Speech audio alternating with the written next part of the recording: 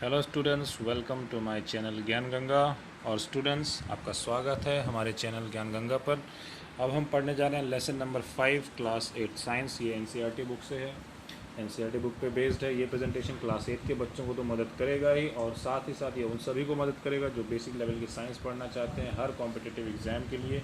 ये आपको मदद करेगा हर उस कॉम्पिटिटिव एग्ज़ाम में जहाँ भी आप बेसिक लेवल की साइंस प्रिपेयर करना चाहते हैं, किसी एक एग्ज़ाम में नहीं। ठीक है, तो ये बेसिक लेवल की साइंस है, आपको सबको आनी चाहिए जो भी कोई भी एग्ज़ाम दे रहे हो। बेसिक लेवल की साइंस जहाँ पर पूछी जाती है, क्लास 6 से लेकर के 10 तक की पूरी साइंस मैंने अपलोड की हुई है अपने चैनल पर। 6, 7, 8, 9, 10 पूरा डाला हुआ है, तो आप पूरा अच्छे से पढ़ सकते हैं, समझ सकते हैं।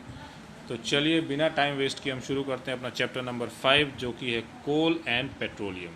ठीक है, तो चलिए सबसे पहले आपको यहाँ बताया जा रहा है कि हम बहुत सारी चीज़ें अपनी लाइफ में यूज़ कर मिलती हैं। कुछ हम बनाते हैं अपने ह्यूमन एफर्ट से बनाते हैं, कुछ आर्टिफिशियल होती हैं, कुछ नेचुरल होती हैं। तो आप यहाँ पे क्या कर सकते हैं कि एक लिस्ट बना सकते हैं, ऐसे सब्सटेंसेस की लिस्ट बना सकते हैं जो कि नेचुरल हैं और मैन मेड हैं दोनों। ठीक है, तो नेचुरल कौन सी हैं जो नेचर में मिलती हैं, और जो मैन मेड कौन सी हैं जो हमारे द्वारा जो बनाई गई हैं। तो इसमें आप एक इस भर सकते हैं पेंसिल से, इसमें आप, ये आपके लिए एक होमवर्क है। ठीक है, इसको आप भरिएगा, इस कॉलम को आप भरिएगा, इस एक्टिविटी 5.1 को आप करिएगा। इसमें नेचुरल चीज़ें जो हम डेली लाइफ में यूज़ करते हैं और मैन मेड चीज़ें जो हम डेली लाइफ में यूज़ करते हैं वो लिखना है। तो जैसे देखिए यहाँ पे हम बात कर रहे हैं, जैसे कि देखिए यहाँ पे दिया हुआ है, जैसे एयर हो गया, वाटर हो गया, सॉइल हो गया, मिनरल्स हो गया। ये सारी चीज़ें क्या है, ये सारी चीज़ें देखिए हम लोग नहीं बनाते हैं, ये सारी चीज़ें हमें नेचर ने दी हैं। We obtain these things from the nature, right. So we are getting these things from the nature. तो हमें ये सारी चीज़ें नेचर से मिल रही हैं, that is why they are called as natural resource. इसलिए इनको हम क्या बोलते हैं, natural resource. So we have to remember that these things are called natural resource because they are obtain from the nature. जैसे कि एयर हो गया, वाटर हो गया, सॉइल हो गया और मिनरल्स हो गया। तो स्टूडेंट्स, मैं इसको पूरा बायलिंगुअल बना दे रहा हूँ क्योंकि देखिए हिंदी और इंग्लिश ज़्यादातर बच्चों को आती है, तो हिंदी और इंग्लिश में आप चीज़ों को समझ सकते हैं। ठीक है, तो ये चीज़ें जो नेचर से मिल रही हैं यानी कि ये नेचुरल हो गया। ठीक, चलिए इसके बाद जैसे देखिए कि क्या एयर, वाटर और सॉइल ये सब क्या हमारी एक्टिविटीज से ख़त्म हो सकते हैं? बिल्कुल ख़त्म हो सकते हैं। जैसे वाटर देखिए एक लिमिटेड है, एक जगह से अगर आप कुएं से पानी निकाल रहे हैं तो एक समय के बाद क्या होता है, उस कुएं में पानी ख़त्म हो जाता है। तो नेचुरल रिसोर्स जो होते हैं दो कैटेगरी के हो सकते हैं, एक होते हैं इनएग्जॉस्टिबल नेचुरल रिसोर्स और एक होता है एग्जॉस्टिबल नेचुरल रिसोर्स। चलिए इसको समझते हैं क्या होता है। जब नेचुरल रिसोर्स की बात हो रही है तो हमारे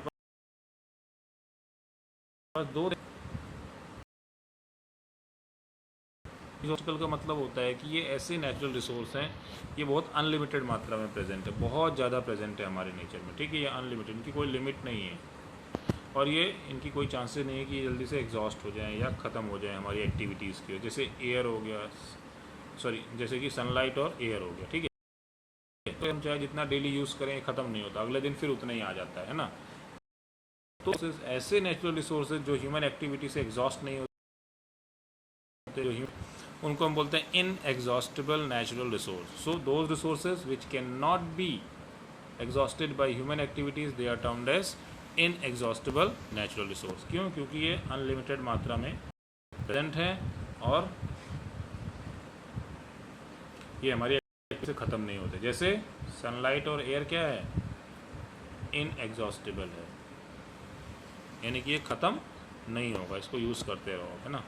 उसके बाद दूसरी एग्जॉस्टिबल नेचुरल रिसोर्स। तो एग्जॉस्टिबल नेचुरल रिसोर्सेज कौन से होते हैं? एग्जॉस्टिबल क्या होती है, नेचुरल रिसोर्सेज वो होते हैं जिनकी अमाउंट क्या होती है, and it can be finished by our use. इसको हम फिनिश कर सकते हैं, ख़त्म कर सकते हैं अपने यूज़ के। Mind that exhaustible natural resources are those finished which can be finished by human activity and which are, ठीक है, they can be exhausted by activities. इनको ह्यूमन एक्टिविटी के द्वारा ख़त्म किया जा सकता है। अगर हम इसको लगातार यूज़ करते रहें तो ये एक दिन ख़त्म हो जाएगा। जैसे फॉरेस्ट हो गया, वाइल्ड लाइफ हो गया, मिनरल्स हो गया, कोल हो गया, पेट्रोलियम हो गया, नेचुरल गैस हो गया। तो ये सारी चीज़ें क्या है, धीरे धीरे ख़त्म हो ह्यूमन एक्टिविटीज़ के द्वारा।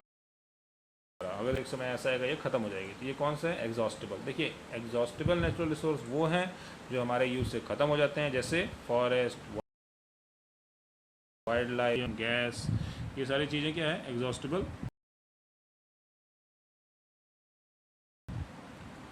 तो इसको आप दो रिसोर्सेज को इन एग्जॉस्टेबल मतलब जो खत्म ह्यूमन एक्टिविटीज से, विच कैन नॉट बी एग्जॉस्टेड, जैसे कि सन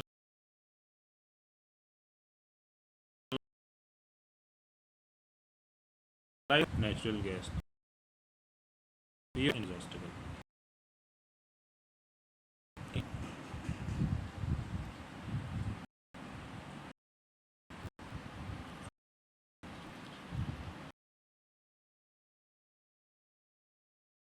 होमवर्क है।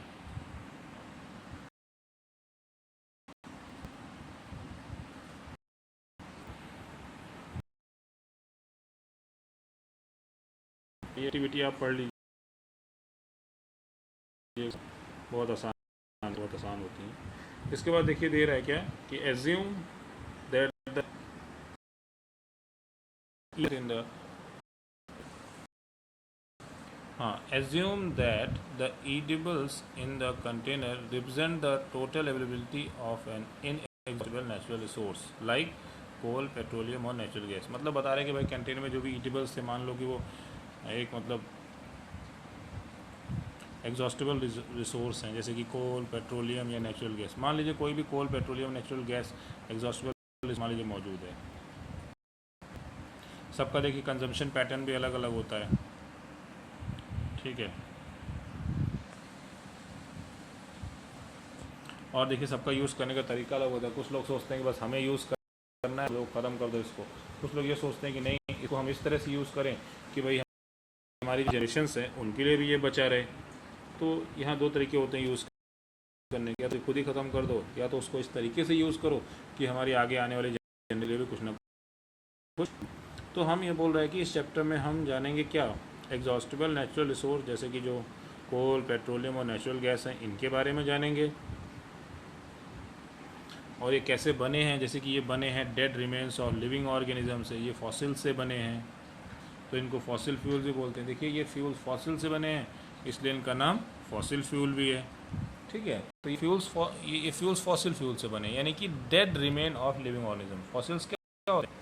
फॉसिल मतलब क्या होता है? Dead remains of living organism, जिसको फॉसिल बोलते हैं। जैसे मान लीजिए कोई जानवर है, वो मर गया, ज़मीन में बहुत सालों तक पड़ा है, तो फिर वो सड़ गल प्रेशर से दब के फिर वो क्या बन जाता है? फॉसिल बन जाता है, और फिर धीरे धीरे फॉसिल फ्यूल में वो कन्वर्ट हो जाता है।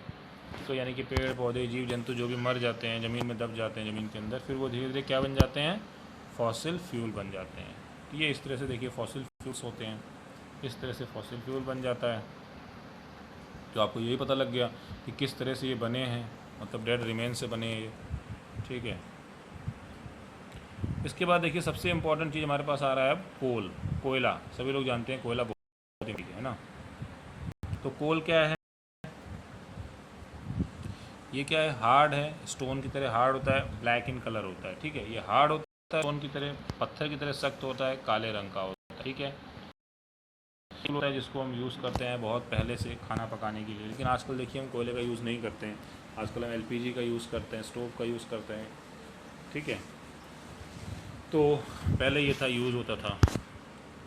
और अर्लियर इसको हम कहाँ यूज़ करते थे? रेलवे में। It was used in railway engines to produce steam to run the engine. ये रेलवे में यूज़ होता था स्टीम प्रोड्यूस करने के लिए, ताकि जो स्टीम इंजन्स होते थे उनको चलाया जा सके। तो कोयले का बहुत ज़्यादा इस्तेमाल कहाँ हुआ है? रेलवे में हुआ है। और इसका यूज़ कहाँ होता है? थर्मल पावर प्लांट में भी होता है, बिजली के प्रोडक्शन में। तो स्टूडेंट्स आपको याद रखना है, थर्मल पावर प्लांट में क्या यूज़ किया जाता है इलेक्ट्रिसिटी प्रोडक्शन के लिए? कोयले का यूज़ किया जाता है, यानी कि कोल का यूज़ किया जाता है। तो आपको याद रखना है कि थर्मल पावर प्लांट में जो है हम इलेक्ट्रिसिटी प्रोडक्शन के लिए कोल का यूज़ करते हैं, कोयले का यूज़ करते हैं।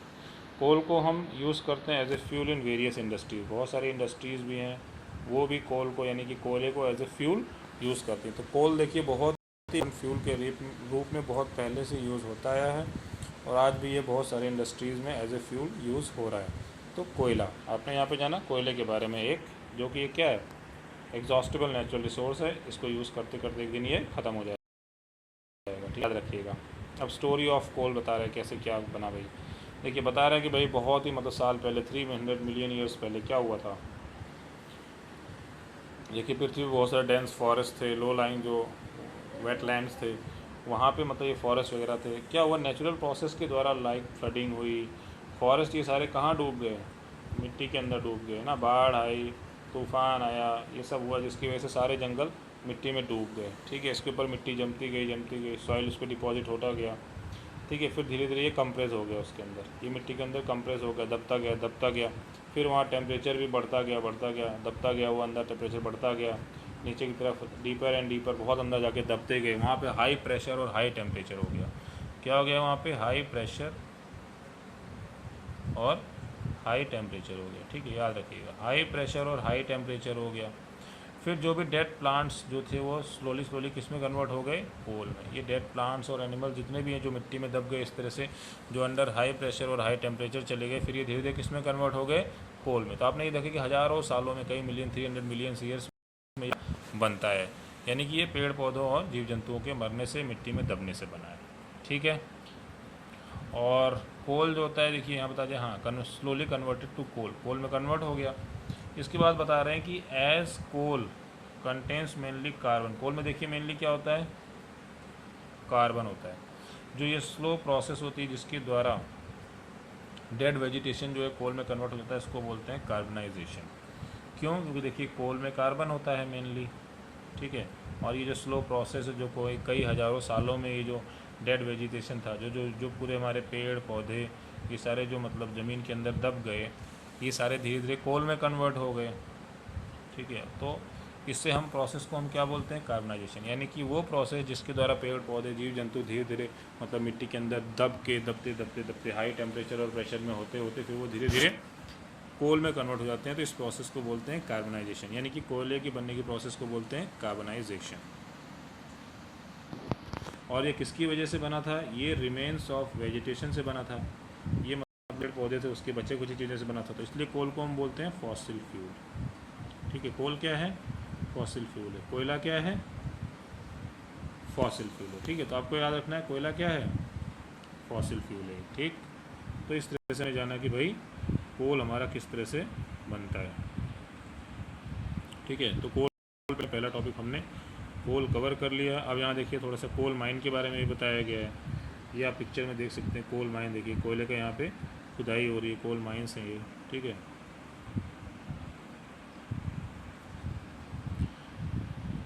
एक कोल माइन यहाँ पे दिखाया गया आपको, ठीक। अब बोल रहा है कि व्हेन हीटेड इन एयर, जब एयर में हीट करते हैं तो coal burns and produces mainly carbon dioxide gas. देखिए एक चीज़ याद रखिए, जब कोल जलता है, एयर में जलता है, तो वो क्या प्रोड्यूस करता है, कार्बन डाइऑक्साइड गैस प्रोड्यूस करता है। क्या प्रोड्यूस करता है, कार्बन डाइऑक्साइड गैस प्रोड्यूस करता है, ठीक है। तो आपको याद रखना है कि भाई जो कोल है जब वो जलता है, एयर में बर्न होता है, तो वो mainly carbon dioxide gas produce करता है। और कोल जो है इंडस्ट्री में प्रोसेस होता है, फिर उससे हमें क्या मिलता है, कोक मिलता है, कोल टार मिलता है और कोल गैस मिलता है, ये चीज़ें मिलती है, कोक, कोल टार और कोल गैस। तो कोल से हम इन प्रोडक्ट्स को भी प्राप्त करते हैं। तो आपको याद रखना है कि कोल से हमें क्या मिलता है, कोक मिलता है, कोल टार मिलता है और कोल गैस। ये कोक वो वाला कोक नहीं जो आप कोको कोला पीने वाला सोच रहे हैं, ये कोक दूसरा कोक होता है, ये इंडस्ट्री, ठीक है। तो ये चीज़ें मिलती है, कोक, कोल टार और कोल गैस। देखिए कोक के बारे में यहाँ बताया गया है, कोक क्या है, ये देखिए कोक क्या है। कोक एक मतलब टफ, पोरस और ब्लैक सब्सटेंस होता है जो कोयले से मिलता है हमें, उसको बर्न करने पर ये क्या होता है, प्योर फॉर्म ऑफ कार्बन होता है। याद रखना कोक क्या है, एकदम प्योर फॉर्म ऑफ कार्बन है, याद रखिएगा इस चीज़ को आप। Coke is used in the manufacture of steel and in the extraction of many metals. Coke का यूज़ कहाँ होता है, मैन्युफैक्चर ऑफ स्टील में होता है, और एक्सट्रैक्शन ऑफ मेटल्स, मेटल्स को प्योर फॉर्म में निकालने में, मेटल्स को एक्सट्रैक्ट करने में भी इसका यूज़ होता है, ठीक है। तो आप ये भी याद रखिए कि कोक का यूज़ कहाँ होता है, मैन्युफैक्चर ऑफ स्टील, ठीक है। कोक का यूज़ कहाँ होता है, मैन्युफैक्चर ऑफ स्टील में होता है और एक्सट्रैक्शन ऑफ मेटल्स में भी कोक का यूज़ होता है। तो ये कोक हो गया, टफ पोरस और ब्लैक सब्सटेंस है, और ये एक प्योर फॉर्म ऑफ कार्बन, इसको याद रखिएगा। कोक जो है वो प्योर फॉर्म ऑफ कार्बन है। नेक्स्ट हमने जाना था हमें कोक से क्या मिलता है, कोल टार मिलता है। कोल टार क्या है, ये ब्लैक थिक लिक्विड होता है जिसकी अनप्लीजेंट स्मेल होती है। ये मिक्सचर होता है किसका, मिक्सचर ऑफ, कोल टार किसका मिक्सचर होता है, मिक्सचर ऑफ अबाउट 200 सब्सटेंस। देखिए कोल टार जो है बहुत सारी चीज़ों का मिक्सचर होता है। कोल टार जो है मिक्सचर ऑफ अबाउट 200 सब्सटेंस होता है, यानी कि कोल टार में 200 से ज़्यादा सब्सटेंस मिक्स होते हैं, ठीक है। Products obtain from coal tar are used as starting material for manufacturing various substances used in everyday life and industry. जो प्रोडक्ट्स जो ऑब्टेन होते हैं हमें कोल टार से, ठीक है, तो कोल टार से जो प्रोडक्ट्स हमें ऑब्टेन होते हैं उसको हम यूज़ करते हैं बहुत सी इंडस्ट्रीज़ में स्टार्टिंग मटेरियल के रूप में। बहुत सी चीज़ों को बनाने के लिए इसका यूज़ होता है जो कि हम डेली और इंडस्ट्रीज़ में यूज़ करते हैं।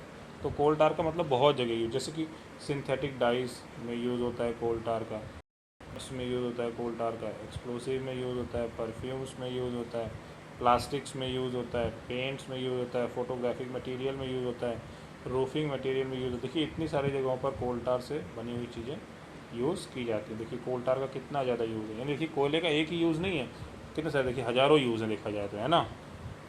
तो इंटरेस्टिंगली जो नैप्थलीन बॉल्स हैं, जो नैप्थलीन बॉल्स हम देखते हैं कपड़ों के बीच में रखते हैं जिससे कपड़ों में बदबू ना आए, कीड़े मकोड़े को भगाने के लिए यूज़ करते हैं, ये भी हमें कोल टार से मिलती है। सोचिए सफ़ेद रंग की नैप्थलीन बॉल होती है और देखिए हमें कोल टार से मिलती है, जो कपड़ों में बदबू ना आए, कीड़े मकोड़े ना लगे, है ना। रिपेल मॉथ्स, जो कीड़े मकोड़ों को भगाने के लिए हम यूज़ करते हैं नैप्थलीन बॉल्स। तो नैप्थलीन बॉल्स किससे बनी होती हैं, कोल टार बनती हैं, याद रखिएगा इस चीज़ को। तो कोल टार देखिए कितनी जगह यूज़ हो रहा है, कोल टार से हमें बहुत सारी चीज़ें मिल रही हैं हमें। ये चीज़ें आप याद रखिएगा, यहाँ से कहीं से भी क्वेश्चन बन सकता है आपसे कि भाई नैप्थलीन बॉल किससे बनती है, कोल टार से बनती है, ठीक है ना। कोल टार कहाँ कहाँ यूज़ होता है, परफ्यूम्स में, प्लास्टिक्स में, सिंथेटिक डाइज में, फोटोग्राफिक मटेरियल में, पेंट्स में, ठीक है, रूफिंग मटेरियल में। देखिए इतनी सारी जगह पर कोल टार का यूज़ हो रहा है। और एक और इम्पॉर्टेंट बहुत चीज़ आ गई कि आजकल क्या हो रहा है, हम बिटुमिन का यूज़ कर रहे हैं, ठीक है। एक जो पेट्रोलियम प्रोडक्ट है इसका यूज़ कर रहे हैं in place of coal tar for metalling of roads. जो सड़कें बनती हैं, सड़कों को जो पक्का किया जाता है, आप देखते हैं ना, जो ब्लैक ब्लैक कलर की आप जो सड़कें बन जाती हैं हमारी, काली काली पक्की पक्की जो अच्छी अच्छी सड़कें बनती हैं, पहले उसमें कोल टार का यूज़ होता था, लेकिन आजकल किसका यूज़ कर रहे हैं, बिटुमिन का यूज़ कर रहे हैं, जो कि एक पेट्रोलियम प्रोडक्ट है। अब हम कोल टार का यूज़ वहाँ पे काफ़ी कम कर दिया गया। पहले क्या होता था, कोल टार का ही यूज़ किया जाता था सड़कों को पक्का करने के लिए, ठीक है, लेकिन आजकल किसका यूज़ कर रहे हैं, बिटुमिन का। तो देखिए हमने इस तरह से कोक का यूज़ जाना, कोल टार का यूज़ जाना, अब हम कोल गैस का भी यूज़ जानेंगे। कोल गैस क्या है, ये भी मिलती है during processing of coal to get coke. Coal gas कब मिलती है, जब कोल से हम कोक बनाते हैं तब हमें ये कोल गैस मिलती है, ठीक है। अब देखिए यहाँ बहुत इंटरेस्टिंग फैक्ट दिया है कि जो कोल गैस है इसको यूज़ किया गया था, किस लिए यूज़ किया गया था, स्ट्रीट लाइटनिंग के लिए यूज़ किया था पहली बार लंदन में 1810 में, ठीक है, और न्यूयॉर्क में अराउंड 1820 में। Nowadays it is use as a source of heat rather than light. लेकिन आजकल हम कोल गैस को किस रूप में यूज़ कर रहे हैं, कोल गैस को आजकल हम किस रूप में यूज़ कर रहे हैं, सोर्स ऑफ हीट के रूप में। पहले इसको हमने as a source of light के रूप में भी यूज़ किया, तो आजकल हम कोल गैस को कैसे यूज़ कर रहे हैं, सोर्स ऑफ हीट के रूप में यूज़ कर रहे हैं, ना कि लाइट के रूप में, ठीक है। तो चलिए जानते हैं कि कोल गैस का और क्या यूज़ है भाई। अब बोल रहा है कि भाई कोल गैस को कहाँ यूज़ करते हैं, as a fuel in many industries situated near the coal processing plant. तो कोल गैस को कैसे यूज़ कर रहे हैं, कोल गैस को कैसे यूज़ कर रहे हैं, एज ए फ्यूल, मतलब एक फ्यूल के रूप में यूज़ कर रहे हैं बहुत सारी इंडस्ट्रीज में, जो कि मतलब कोल प्रोसेसिंग प्लांट के आसपास सिचुएटेड है, क्योंकि वहाँ पे उनको आराम से कोल गैस मिल जाता है। जो कोल प्रोसेसिंग प्लांट के पास जो भी इंडस्ट्रीज होंगी उनको आराम से वहाँ से कोल गैस मिल जाता है, तो इसको एज ए फ्यूल यूज़ करते हैं और अपनी बहुत सारी एक्टिविटीज़ उससे पूरी कर लेते हैं। तो स्टूडेंट्स ये हमने जान लिया पूरा कोल के बारे में, ठीक है, और ये चैप्टर का हमने काफ़ी पेजेस कवर कर लिए इसमें। एक पेज, 2 पेज हो गया, ये 3 पेज हो गया। तो 3 पेज लगभग कवर कर लिए और कोल के बारे में हमने जान लिया। ठीक है, इतना आप अच्छे से पढ़िए, समझिए, रीड करिए, वीडियो को देखिए, एक एक लाइन, एक एक शब्द को पूरा समझिए। तो कोई डाउट हो तो मुझे पूछिए, कोई भी चीज़ ना समझ में आए तो मुझे पूछिए। कोल कैसे बनता है, कार्बनाइजेशन क्या होता है, ये सारी चीज़ें आप अच्छे से समझिए, लिखिए, पढ़िए, याद करिए। ठीक है, इसके बाद देखिए चैप्टर के लास्ट में क्या दिया रहता है, यहाँ पे ये समरी दी होती है। ये summary, what you have learn, ये आप ज़रूर पढ़ा करिए। ठीक है, इसको आप ज़रूर पढ़ा करिए, बहुत इंपॉर्टेंट होता है। इसमें बहुत सारे फैक्ट्स अच्छे दिए होते हैं आपको, इसमें बहुत सारे क्वेश्चन के आंसर भी मिल जाएंगे। ठीक है, इसके बाद देखिए क्वेश्चन आंसर यहाँ शुरू होता है हमारा। जो भी क्वेश्चन आंसर्स आपके बन पड़ते हैं यहाँ पढ़िए, समझिए, करिए, फिर नोटबुक में लिखिए, नोट्स बनाइए, याद करिए, जो नहीं समझ में आता है पूछिए। तो स्टूडेंट्स, हमने कोल के बारे में तो पढ़ लिया है, अब नेक्स्ट लेक्चर में हम पेट्रोलियम के बारे में पढ़ेंगे। तो मिलते हैं नेक्स्ट लेक्चर में। Thank you.